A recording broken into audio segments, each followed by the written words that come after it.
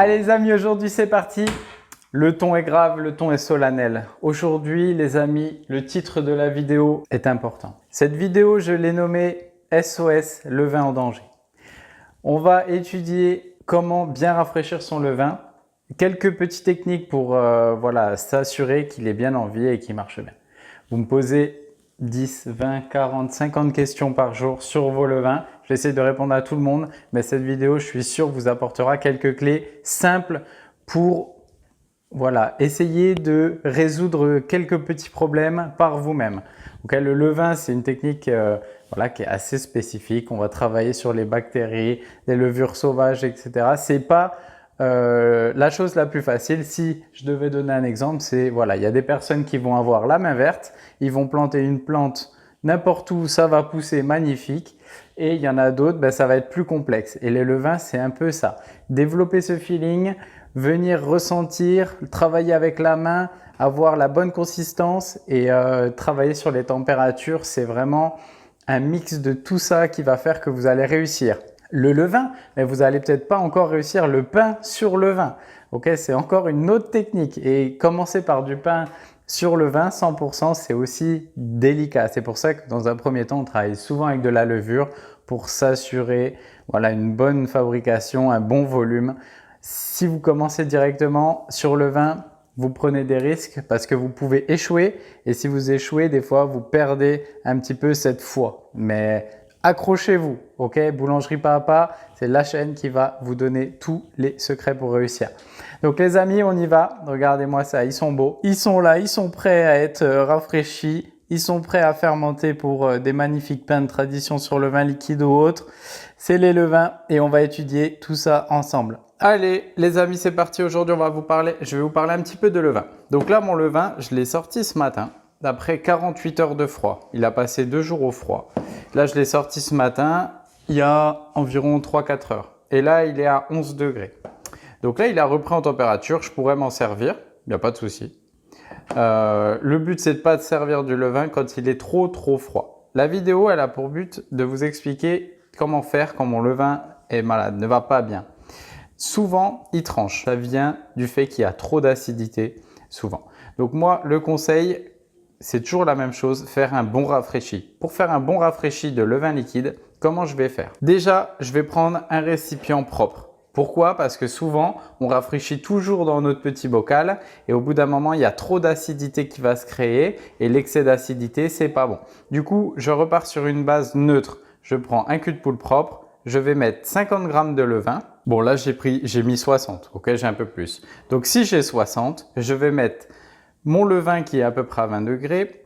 Le but, c'est de réactiver un petit peu l'environnement. Donc, 60 de levain liquide. Je vais mettre 60 g d'eau à 40 degrés. Donc ça, c'est pour un levain liquide qu'on dit à 100%, c'est-à-dire 50 de levain liquide, 50 d'eau à 40 degrés et 50 de farine sans additif.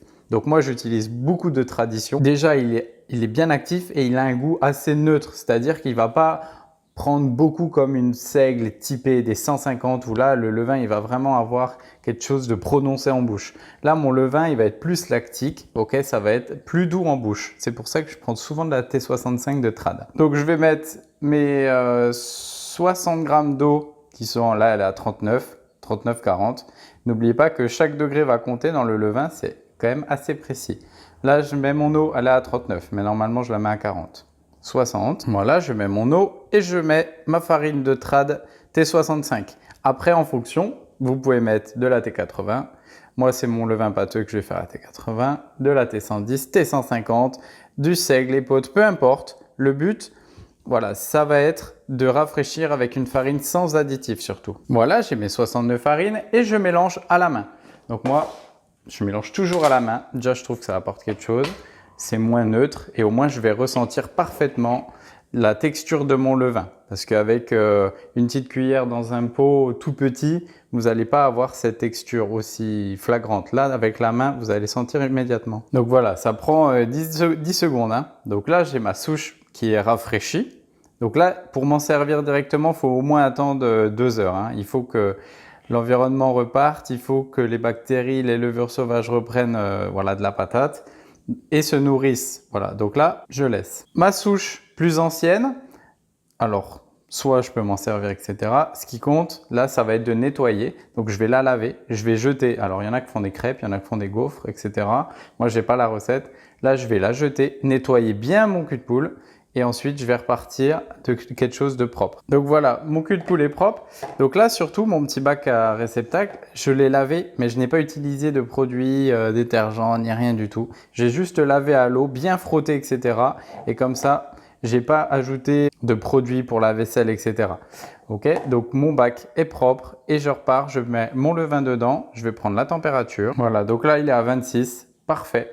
Allez, je le laisse à température ambiante et je vous le filmerai dans 2 heures. Ok. Et après, je vais le laisser toute la journée de façon à température ambiante. Et surtout pour couvrir, donc moi je couvre simplement avec mon couvercle. Si vous voulez, vous pouvez le filmer, vous pouvez le fermer. Il y a assez d'air pour qu'il vive largement. Et puis en plus, ça laisse pas vraiment. Donc voilà, moi je couvre simplement comme ça et je laisse à température ambiante. On refilme ça dans 2 heures. Pour mon levain pâteux, de toute façon, toutes les recettes, je vous les mets bien dessous. Je vais prendre 100 g de levain pâteux, 100 g de farine de meule T80. Moi, j'utilise celle-là, mais vous pouvez faire à la trad ou à la T150 ou au seigle ou à l'épeautre. Et 50 g d'eau à 40 degrés. Donc, je mélange tout ça et je vous montre le résultat. Donc, j'ai mes 100 g de levain. Je vais mettre mes 100 g de meule et je mets 50 g d'eau à 40. Voilà. Et je mélange à la main toujours. Donc voilà, c'est un mélange primaire. Il n'y a pas besoin de pétrir. C'est un phrasage. Et une fois que c'est phrasé, comme ça, hop, tout simple. Moi, je dépose dans ma boîte à levain pâteux. Hop, et je couvre. Et voilà, exactement comme le levain liquide. Le levain pâteux, il est beaucoup moins fragile. Ok, pourquoi? Parce qu'il n'y aura pas cette dissociation, ce tranchage là eau-farine. Donc ça crème beaucoup moins. Mon levain pâteux est fait. Je le stocke à température ambiante aussi. On va voir son évolution dans quelques heures. Alors, après 4 heures, normalement, à température ambiante, ça donne ça. Donc voilà, là on a un levain qui est bien actif. C'est parfait. Ok, donc ça c'est 4 heures à température ambiante. Là, je peux m'en servir. Alors là, c'est le meilleur moment pour s'en servir, c'est à ce moment-là. C'est-à-dire là, je peux l'incorporer dans ma pâte. Après un rafraîchi, 4 heures à température ambiante, là, c'est parfait. Pour mon levain pâteux, c'est pareil. Le levain pâteux, on voit qu'il a pris pas mal de volume.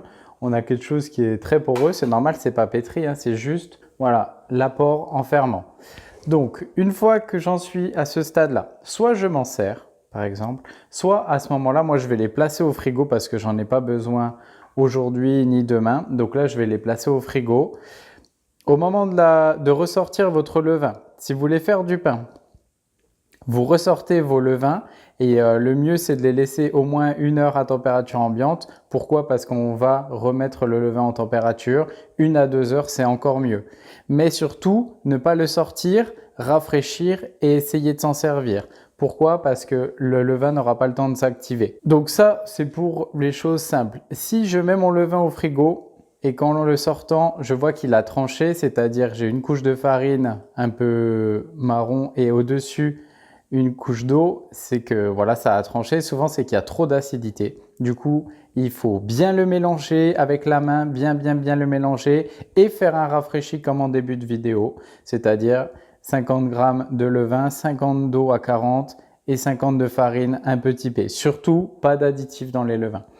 Et après, voilà, vous laissez à température et vous avez la vie qui va reprendre. Ça, c'est quasiment sûr à 90%. Voilà, c'est tout pour les levains. Donc les amis, j'espère que cette vidéo vous a éclairé un petit peu plus sur le rafraîchi du levain et comment l'entretenir. N'oubliez pas de vous abonner et de partager autour de vous. Allez, à bientôt les amis. Ciao, ciao.